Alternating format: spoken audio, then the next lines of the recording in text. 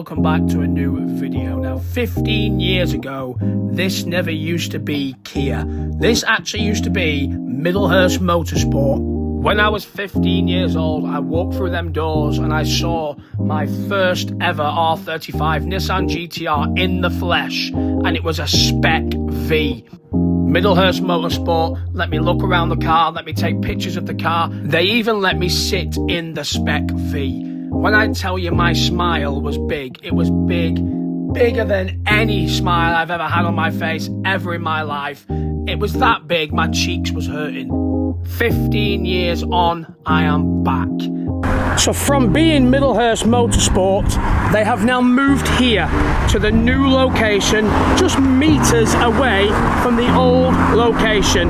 It's been 15 years since I was last at Middlehurst Motorsport, that now is Middlehurst Road Race Classic. I'm going to take you guys in here, I'm going to show you guys around, show you what these guys have got to offer, and we're going to meet Chris Middlehurst, because now Middlehurst is new and improved, and it's better than ever. So let's head inside and show you what this place is all about.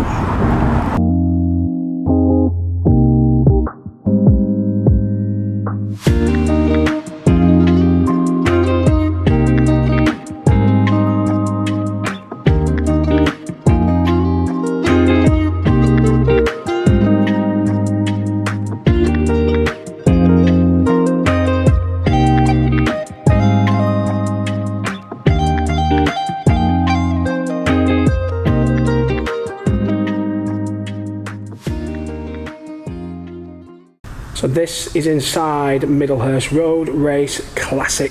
Chris, how have you been? Very well. Well, a little bit. Yeah, well, how? Racing at Brands recently in a Formula Ford, and someone's basically hitting the back of me and spun me round and broke my wrist, but still here, still working. Amazing. Well, it's good to see you. And this place has changed a lot. Well, you're actually in a whole new building now. Where do we start, really? It's been quite a big journey. We're just about to kind of, get out there, what we're up to and things like that. So we've come from the old Nissan dealership next door. And this was our Skyline and then GTR workshop.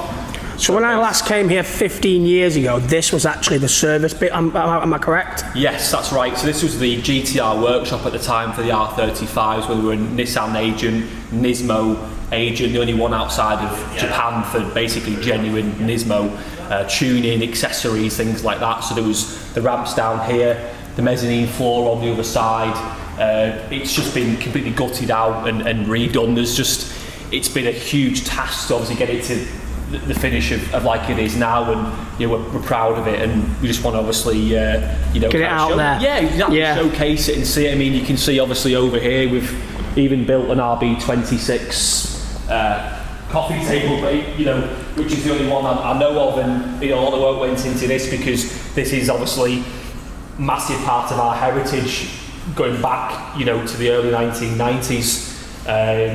That's just one thing we've done in here, and that kind of harks back to the R32 that my dad raced, and that put us on the map for the R33s. We were the only UK dealer, and again outside of Japan, the only agent that sold brand new R33s, brand new R34s. And we've got a few in here as well we can show you. So just quickly going back to your dad is Andy Middlehurst, you are Chris Middlehurst, his son. He has a big heritage in racing, a lot of history in racing, like on the wall there, like these types of cars, especially GTRs, which we'll get into in a minute. I think there's an R32 in the back there, which your dad used to race many years back, which we'll obviously talk about, and a few other little things. But can I just ask, what made you make the jump from being an official Nissan dealer, which was obviously over there when I came 15 years ago? Can you believe it's been 15 years? Yeah, you're only, a young lad kid, in probably 14, 15, and so basically, the Nissan agency was great, when we had the heydays of the R35s, but obviously as they were sort of, effectively stopped production of it. We had to kind of diversify the business, but as you can see, the branding now, Middlehurst Road Race Classic. We've got the founding year 1957. design a new logo, and essentially we're doing all these things which we've done historically, you know, for the past 65 plus years. My great granddad founded the business in 57. He was a motorcycle speedway racer in 1929, 1930, so it's almost 100 years. So the history really does go back with the family then? Yeah, long before we were founded as a family business, and you can see there on the wall, that's my granddad, Philip. So that's my granddad there, Philip, in 1964 at Alton Park, racing a Mini Cooper S. And that was one that came out of the showroom. You can see the number plate there, DJ, which was a St Helens reg. And that was entered by J Middlehurst and Sons Limited, which obviously is the limited company of today. Yep. And then we've got my dad, Andy, who's known for racing, obviously Nissans, but many other things, rallying.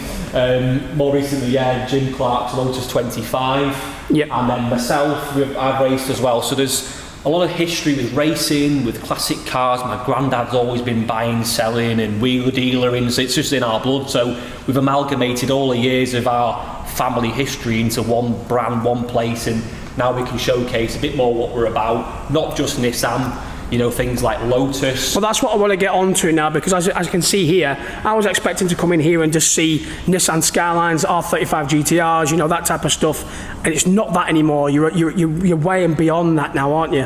Which is good. You've developed a lot, you know, and I think it looks amazing, by the way. Just to let you know, it does look amazing in here. It's very clean, it's modern. You've got you, who's the face of it now, which is, you know, you're a lovely guy. But yeah, can you just tell me a bit more about, say, like what you offer now? Yeah, so basically we tried to retain the core business as it was. So obviously we're very much a Nissan specialist, be that, you know, a standard road going car like a Nissan Duke, Nissan Qashqais.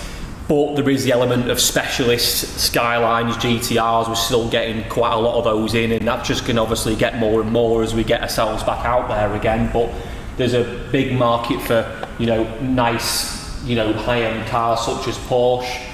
And then you've got some of the classic cars, you know, such as this, you know, Ford Galaxy we've just sourced. Yeah, this is quite quirky. It's quite unique, isn't it? Still going with the ring lights there, as you can see there from, say, like, you know, it's very like similar to the old Skylines and now the newer GTRs. Yeah, you've got the afterburner, like rocket style kind of rear tail light. We've recently sold a couple of classic cars, like two Lotus Elites. A Jaguar E-Type as well. We've got this one also for sale. So we're diversifying, as you can see. You know, we've seen the logo, road race classic. It entails all those things: maintenance, servicing, transport, sales. But can you just show me and tell us a little bit about the R32, please? Okay, so this is it's a Group M specification R32 GTR that my dad Andy raced back in the early 1990s. And this car put us on the map for basically being, obviously we're a Nissan dealer at the time, but that then led us into getting the franchise dealership for the R33 GTRs and the R34. So without this car, basically we wouldn't have built this building to service them in, and we wouldn't be here today. So this is historically very important to our family, but also basically the Skyline scene in the UK. We're the first people to be racing and servicing them. It's done the Nürburgring 24-hour, it's won 2 national saloon car championships, just some of the results that we've done. You know, my dad's... That's seriously impressive, isn't it? So it's great that it's here, and we are due to basically get this car back out and race it soon as well. Amazing. So I'm sure that we can cover some of that as well. This won't be the last time you see me down at Middlehurst. I think there's a lot to come, and obviously I do want to try and document maybe some races with this car. So let's focus on these 2 Skylines, one in particular being an R32 GTR and the other being an R33 GTR, and just look at how clean these look now. Chris, these look stock, well, especially the R33, which is very rare to come by nowadays. Absolutely, yeah. This day and age, there's people out there obviously that have, you know, put 1,000 horsepower through them, and in my crazy opinion, body kits. Yeah, you know, body kits, and in my eyes really ruining them. So there's very few cars out there that have been, you know, really kept quite original and nice. So these are probably 2 of the best examples you will find. Yep. Probably outside of Japan. This is a 1993 Nissan GTR R32 V-Spec, which is only made 1,300 of, finished in 326 crystal white. A car we've had for quite a few years in our own collection. We're just selling it now. but you know, we've basically been, you know, waiting a long time trying to find one that's as clean as this. What does V-spec mean, by the way? So it stands for victory specification, and it was a little bit different from the standard GTR that they produce at this time. A lot less numbers, like I say, 1,300. I think there's probably only about 200 approximately in crystal white. N1 style bumper with a cutout, N1 lip, Brembo brakes, which were later on the R33, of course. And it would have had a set of BBS wheels on it. These are a different style BBS wheel. These are a split rim, which were on the Mines spec GTRs in Japan. So this Nismo sticker here is the original sticker that came with the car? Yeah, so we had quite a few brand new stickers which they are reproducing them now. That's actually an original one. For example, on the R32, not many people know about this, but that is actually not a cutout, it's actually body colour. That's an original paint, essentially. It's not had any paintwork, the boot lid. But this has got a lot of old logo Nismo items on it. So, for example, the steering wheel, the clocks and things like that. So it's just been detailed and made, you know, perfect because it's our own car basically. And this is for sale with you guys now, yeah, correct? Yeah, currently for sale, advertised on the major platforms, and it's just a tad under 60,000, which is a steal for a V-spec in that condition at that level of, you know, detail. Moving over to this R33, which just to me still blows my mind how this looks basically, because this is the most stock looking R33 GTR I think I've ever seen. That's not a bad thing. Tell us a little bit more about this, please, Chris. Yeah, this is probably, well, it is the best UK spec R33 that's left in existence, because it's completely original. It's not had any paintwork at all. When I had a specialist come down, probably heard of SR Auto Body, Steve Richardson, great guy. We did a paint depth test across the bonnet, and in fact in the middle wave, it was slightly higher microns than its thicker paint, because in the factory they'd have two people spraying the bonnet and they would meet in the middle and it would overlay. So we could prove it's basically so original. This car we sold brand new in 1997, 1998 approximately from our dealership, and it's done 45,000 miles, but garaged, and we bought it off the original owners about 15 years ago, and as you can see, we've got anything to it. Honestly, it looks amazing, and the reg, it's such an amazing reg. Yeah, we have actually just sold that through dateless registrations, good friends of ours, and but the plate remains, you know, aesthetically on the car, but it has been removed.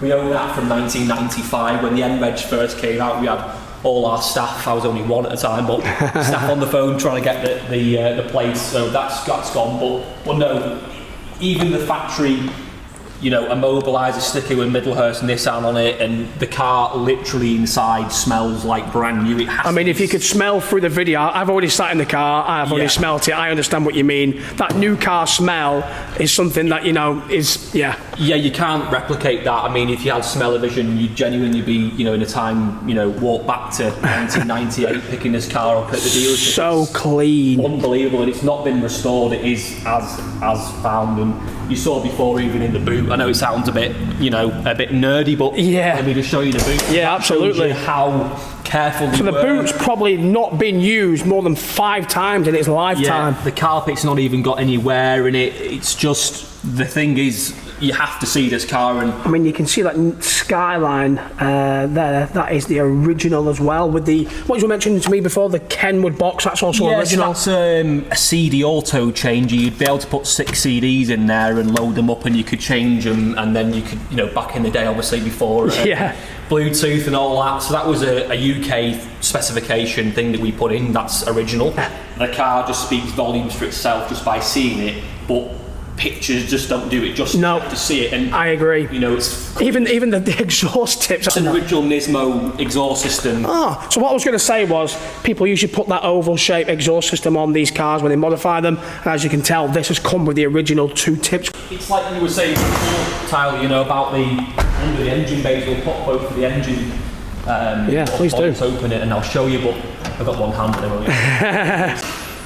Sorry, one-handedness, I need a bit of assistance with it. But basically, it's got the original, you know, factory airbox on it, and it's just, yeah, untouched, and hard to believe for a UK car. Strut tops are immaculate, you could eat your dinner off them. There's very few that exist that are like that outside of Japan, because obviously dry climate. Same with the R32. Tom will have to do the honours opening the box for me. With me having bit of assistance needed on this one. There we go, straight up. But again, no messing about. Factory airbox. This is standard, just a little bit of refurbishment, but yeah, old logo Nismo strut brace, and the old logo sticker, which would have had the... What you was mentioning to me before was about the about this part here. Tell them about this part. As you can tell, this car, you said this car was built for racing, and you wasn't wrong. Yeah, so basically the R32 GTR was built / homologated to go racing Group A in Japan at the time, so it is a lot more of a, things like the screen washer bottle here being tucked in the inner wing. And that's what I'm on about. And then obviously the difference between the R33 it's just was more plonk there. Yeah. And it's not as, wasn't designed to be a racing car from out the factory, whereas this was, as you can see, there's literally directly the original race car behind. The Group A cars do vary, like the suspension, things like that. That's a Group N. We could probably cover another video with all that. Yeah, sure, definitely. Get into the geekiness of these cars, but yeah, essentially we've got two beautiful cars for sale here, and it's just kind of a case of just briefly showing you around them. Well, what caught my eye the most in this showroom was that yellow R34. Let's go take a look at that. Now this is absolutely stunning. I actually didn't think this car was original paint. I didn't know Nissan actually did this paint for this car originally. Now what I was saying to you, Chris, was if the R35 GTR was ever made in this colour, I just think it would have looked amazing. What do you reckon? Yeah, I think it would have certainly sold well. There was only 68 ever produced in yellow. So 68 of this spec R34 was ever built? Yeah, so 68 in total across the whole world. Yep. Including non-V-spec, V-spec and UK. There was only 3 UK spec EV1 Lightning Yellow cars sold, one of which we actually sold to the film set of Fast and Furious, which did the jump over the bridge. So yeah, just tell me a little bit more about that. So you actually sold one of these cars, an R34, to the Fast and Furious set how many years ago?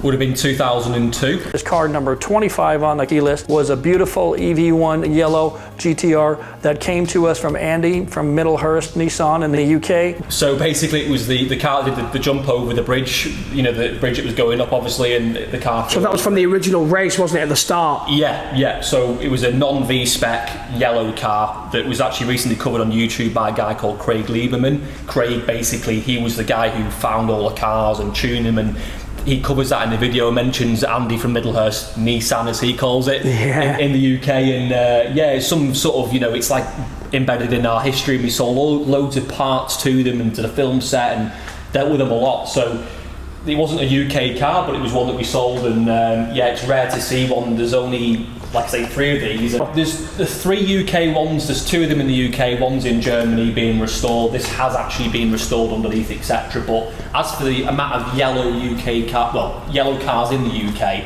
I'd say probably a handful, maybe 5. Who knows? It's not many. Is this for sale with you guys? Basically sold it about 5 years ago, and the chap lives in America, and he will sell the car, so potentially yes, it's one of those cars that probably will get sold off market if someone's got deep enough pockets potentially to have such a unique car. Can we just have a little quick look inside? Is that alright? Absolutely. If you could show us. So this has got Connolly leather inside, which is obviously from, is it the UK spec, did you say? Yep, so every R34 was sold with the Connolly leather, which Connolly's a big leather company. They do all the interiors for Aston Martin and Ferrari, things like that. That was something that my dad chose to do, and that then followed suit in Japan. The M spec, which was according to at the time was meant to be Middlehurst spec, Mizuno spec, that had things like leather and a few touches like that, because we always said that the V spec cars from Japan were too stiff. The M spec was softer, because we used to put non-V-spec dampers on the V-spec to soften them off, because obviously our UK roads aren't obviously... But no, it's done 45,000 miles, the same actually as the R33, but I've just seen to the right here as well, some bikes. Do you deal with bikes as well? Do you buy, sell them, service them? Yeah, so we're definitely involved with, first of all, we're, motorbike enthusiasts. This is just some of currently a few that are, you know, for sale, and a few that are ours. But yeah, we're going to obviously diversify into more stuff. We have recently sold a couple of Ducati Panigales, so yeah, if you've got a bike for sale, and you know, we're not so much on the servicing side, it's more sales. Yep. But I definitely would, if you've got a bike to sell, like, you know, I would buy it and obviously advertise it. So essentially, yeah, the branding covers even motorbikes as well. So another little cool touch I thought, obviously, which is quite cool and which I like, is the handover bay. And in the handover bay we have, is that a Macan?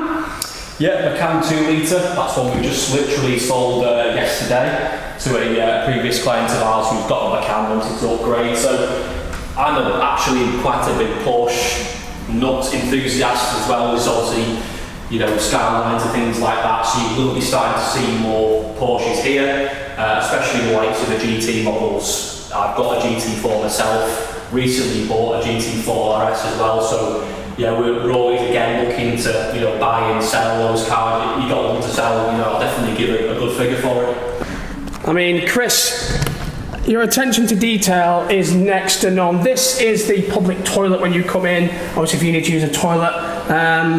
Yeah, I mean, I don't have many words for that, but that is quite cool. Yeah, it's just a bit quirky. Yeah, even like, you know, you can put the loo rolls in the bottom of it. Now, obviously, we've covered the whole of the new showroom. We've covered the new section here, which is the handover bay.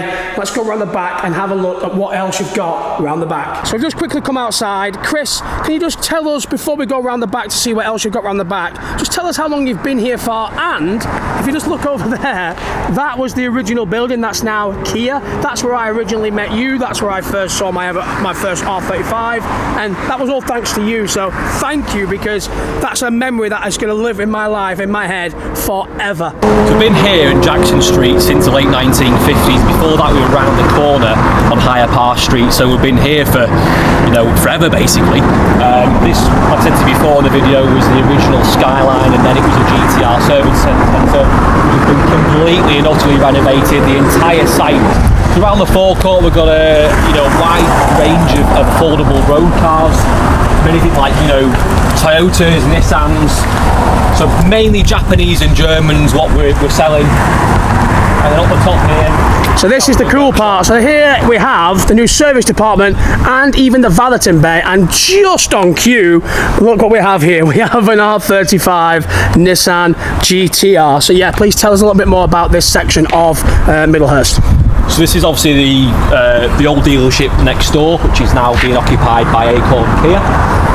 This long building here was the body shop, which we've now kept the end of it and obviously built the whole forecourt around up to here, and again done a complete and utter renovation on that as well, as in the workshop, built a backyard, built a valeting bay. It's just been astronomical. So all cars that come through Middlehurst are properly looked after, serviced, obviously valeted, and then obviously put into the showroom for sale. And obviously if you do have an R35 GTR, or if you do have a Nissan Skyline of any sort, then obviously Middlehurst will service that for you. Am I correct? Absolutely, yeah. So we've still got a lot of, you know, core customers retail work that we do. So like that car there's come in for a service and MOT, bit of paint work. Can you just show me round?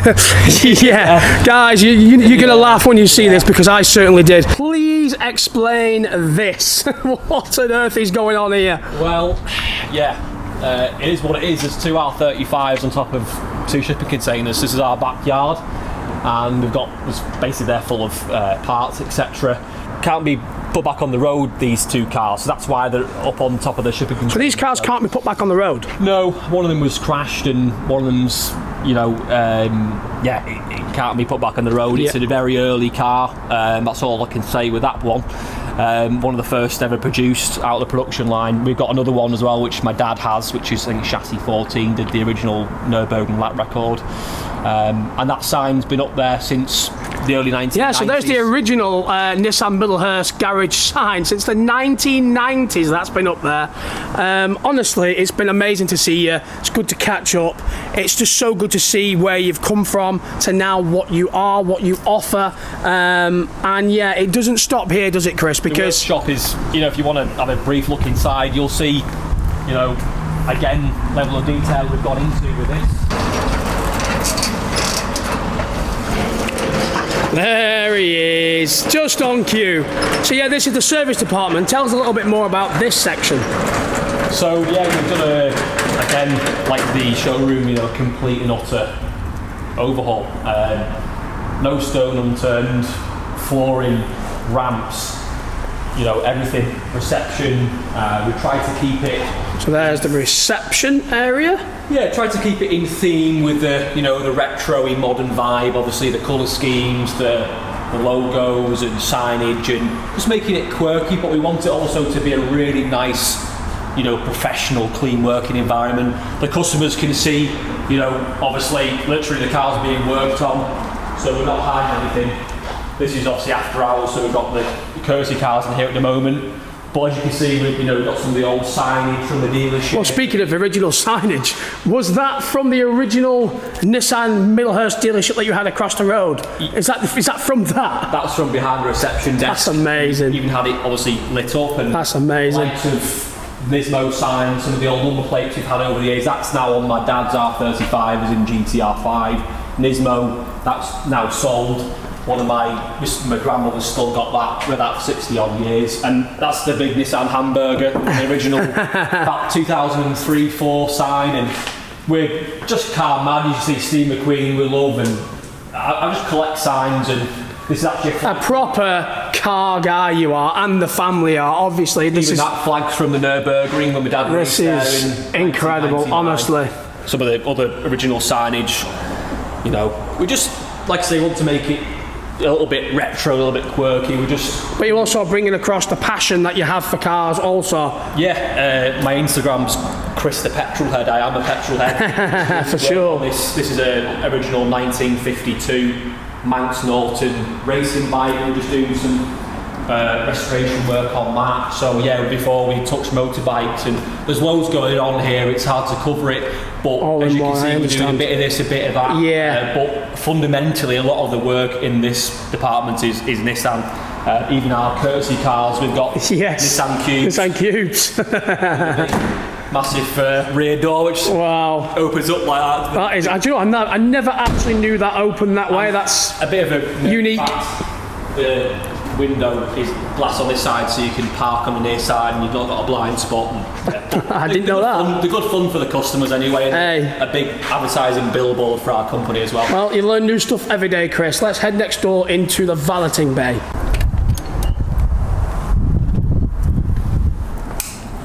Oh, we have a car in here as well. Amazing. So this is the valeting bay. Guessing this is where you do all the valeting work. Obviously, this is where you get all the cars prepared for the showroom. Absolutely, yeah. Sometimes you have customers who want, you know, the cars detailed or valeted and things like that. So we've got a purpose-built steel building. We've, you know, equipped it with all the right gear for doing the job, basically. Yeah. So it's just very functionable. Yeah. It's not a showroom or anything like that, but yeah, it's very, you know, organised. You've got all the right gear to do the job, basically.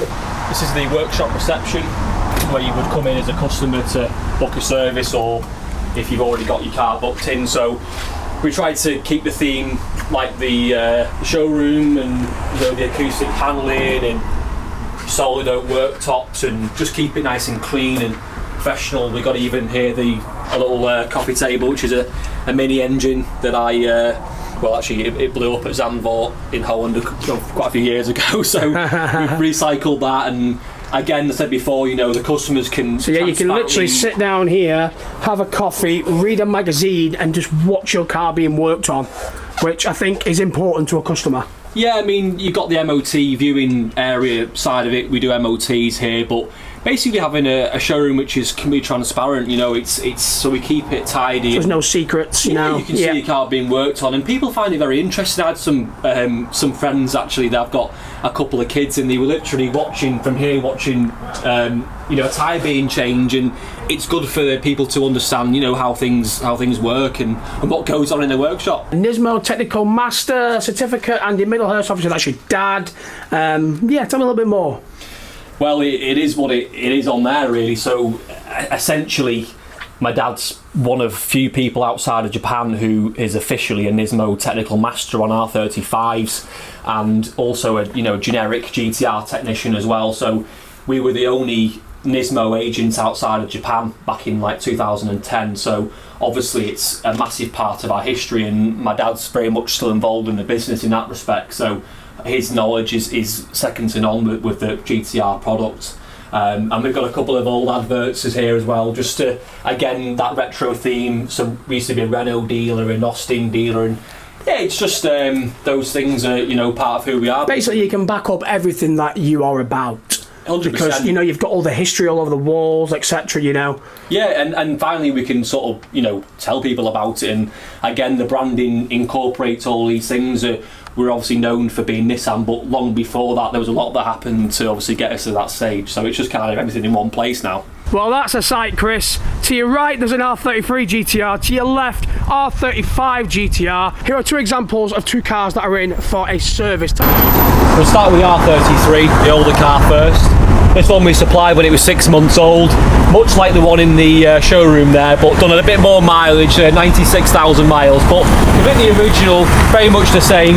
It's coming with a misfire, wanted an MOT and a service, so we just converted the car to the R35 oil pack conversion, service, spark plugs, running really nice now. We're going to replace the downpipe as a bit of a, well, it's basically got a hole in it, it's rotting away. So we're just due to refurbish the wheels on it and actually get this car for sale. So it's, yeah, as you can see, it's all original radio, you name it. And then the R35, actually owned by the same gentleman who's got the R33. This one's coming for a major service, MOT. We're also going to be doing tyres, wheels and a bit of paint work on it, just to get it back to, you know, fresh for the customer. It is obviously a, you know, 15-year-old car now almost. So I actually thought this car was a track edition for a minute when I saw the blue and the black interior, but he was telling me this is actually custom. Yeah, so we did these, quite a lot of them back in the day, through one of our local companies here, Boundary Car Care. So we did full custom interiors down to the little details, and the customer could decide what they wanted. We even did these little pouches here to put, you know, coins and pens, and basically use it as storage, so they were completely bespoke to how they wanted. This was done about 12-13 years ago. As you can see, it's literally like brand new. So we were doing all these things back then before a lot of people were, and we still continue to do so, just obviously all behind the scenes, but hoping with these videos, you know, we can kind of get out there what we're doing. And so if a customer has an R35, you can do things like this to the interior? Absolutely, but you know, the key thing is keeping it very OEM and doing it to the nth degree. The stitching's got to be perfect, and you know, there's got to be no sag in the leather, and literally like a factory car. Even we did the gear selector. Let's come round there, let me have a look at the gear selector. Even the gear selector's been done and everything like that, so all the dash has been Alcantara and you name it. So yeah, it's all doable, and it's all, you know, we can do it all in house. Here's a little rare one, a Sunny GTR. Is this in for a service or is this yours? What is it? No, yeah, again, it's in for work, you know, much like the R33. We have quite a lot of old customers who just keep coming back, and new ones as well. This is a UK Sunny, as you said, rather than the Pulsar, and literally we serviced this since the early 1990s. That's our one original service stickers. Oh wow. And underside of it was last done about 1998. It was parked for about 20 years. We recommissioned it. It's even got the original yeah, phone. Have you seen the phone inside of it? Oh wow, I mean, yeah, can just about see that there, yeah. that's mad. Before mobile phones. It's a 1992 on a K, so again, these are all things that we're dealing with and looking after for our clientele. There's a few classic cars here, but we're gonna cover these in a different video on a different platform. We're gonna cover these on your Instagram. What is your Instagram? So mine is at Chris the Petrolhead, but the garage is Middlehurst RRC. So if you want to see more on these types of cars, or just more from Chris and Middlehurst and everything else that goes on within Middlehurst, then head over to the Instagram. Just before we finish the video off, Chris, I want to head upstairs. I want you to show me some of, well, yeah, I'm going to let you do the talking because this is special.